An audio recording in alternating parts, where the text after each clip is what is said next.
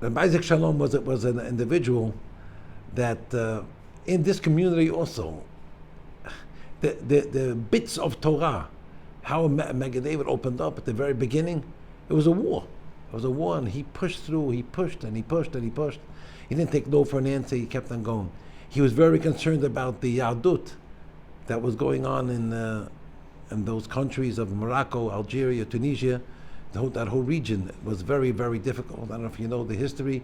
The Alliance, the French Alliance, had destroyed the whole school system there and took everything down. Everything. Originally, my grandfather really tried to talk to them. That's fascinating. He said he spent time in Paris, and he had a Maturgaman. El Kayam, you have Rabbi El Kayam? Anybody ever heard of Rabbi El Kayam? He spent hours there. They didn't understand what he was talking about. They didn't have an interest. They didn't give in to anything. So he went back and he built the Otzat Torah with Isaac Shalom, and he opened up school after school, city after city, and those all supported by Isaac Shalom. And it's unbelievable. How did he leave the yeshiva? It was right after the war. The yeshiva just came to America. How did he leave the yeshiva? He went there for 6 months. He got sick also there. He got sick. He got ulcers. But the truth is that the Isaac Shalom took care of the yeshiva. And the monetary tzorech of the yeshiva, he took the full responsibility. A person with a vision and a drive, and didn't take no for an answer. 70 years ago, opening up a school here for the Syrian community was unheard of. What are you talking about? Impossible. They have a school system, a public school system. That's what they wanted. That's what everybody's interest was. He didn't take no for an answer. He had you probably know what's his name. Wasn't he Ralph Towell, right? That was his. He felt it worked for him. Yeah. He was his manager, right? And he pushed him. He made him make they had a place where they used to get together for community ideas, and wasn't so good. But he made out of it a school. He made out of a school, Maggid David. Isaac Shalom used to go around in 8th grade. And maybe you were there. You remember those days? My father and my uncles remember. He used to give them vouchers to come to high school for free, the Mir Yeshiva. We had 77 Syrian boys here at a time. And Tafshin Lamed, that's 70. 70 is more or less when it came to an end. But there was Rabbi Klein was the principal. He used to count them after they complained about different boys. They said, if he's Syrian, you can't throw him out. Even Ashkenaz, you can throw him out. The reason was very simple. Because Ashkenaz, there's other yeshivot. There was no other choice. They had nothing else. He felt the achrayut. That generation lived with the achrayut for the kihlah, for understanding the importance. How did the Rosh Yeshiva's grandfather connect with him? With Isaac Shalom? Where did they... We just said, they were Bahal Sinai together. Yeah, right, of course. That's and it's hard for me to know. They say over, the Sharet Zion used to be across the street on the Ocean Park with the corner, where that apartment house is, right next to Avav Yacha. Right next, that was the place where it was. Could be he just walked in there one time. I'm not even sure. No, that doesn't make that much sense. Not sure what the years after they came from Bensonhurst, they moved here. But we still go there. I've been going for 26 years. They have a drive once a year in Sharet Zion. That's all because of Isaac Shalom. Or he's the one that started it. And the Orach Yamim, he should be well. Aikidri, unbelievable fellow. Unbelievable man. He has a drive to do for Torah.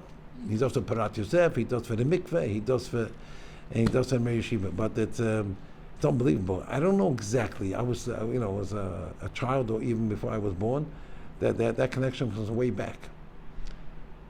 My grandfather, if there was a need for Yadut, for another Yid, another Jew, from Misof Olam at Sof Olam, there was no such thing. They say over a story that he walked into a hotel and he sees two Jews sitting on the lounge there, and he's reading a newspaper. And he sees them, they gave like a jolt. So he said, "Well, what'd you see?" He said, "Oh, unbelievable thing." Then in Iraq, in Iraq they were going to hang 2 Jews. And they didn't want to tell him. He's a rabbi, old rabbi. He said, "What did you see there?" He said, "No, Rabbi, it's okay, it's okay." No, tell me what you saw. I saw you gave that move. That's all he saw. He made them tell him. They said what they saw there. He was on the plane within an hour. He went to Washington, to the State Department, to do what he can. He saved them. Those people, I think one of them is still alive. Here in the guy, he saved them. He cared. Listen, this whole shul that you have is another medrega. It's a whole new thing. I was by Chacham Yosef, Rabbi Raful, the other 2 weeks ago. There was a visitation from Arts in Ateret. I was the Rashiv that went along. So I spoke to him. He told me this years ago. He told me the biggest machala in the Keilah was amaratzut. He said to me, no kesher to learning. Very, very weak. And the old generation was not like that. In Chalab, there was a lot of learning going on. There was a big Talmidei Chachamim. But coming to America was a turnover. And they went through a lot in the Chalab also. And the Messick was always weaker. It was a different...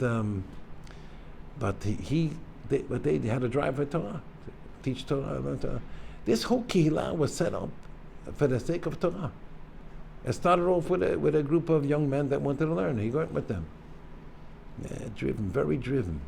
But you should know, when you see him driving the crowd, he drove himself the same way when he was a Bahor of 16, 17.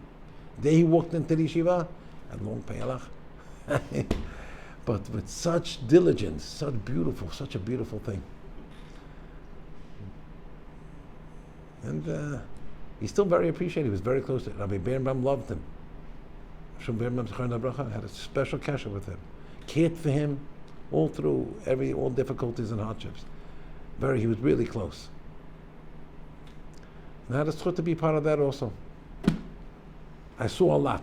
I saw gvura atzuma. Things that most people can't carry. He has a beautiful home and a beautiful situation today. The rabbi doesn't come visit Sharet Zion.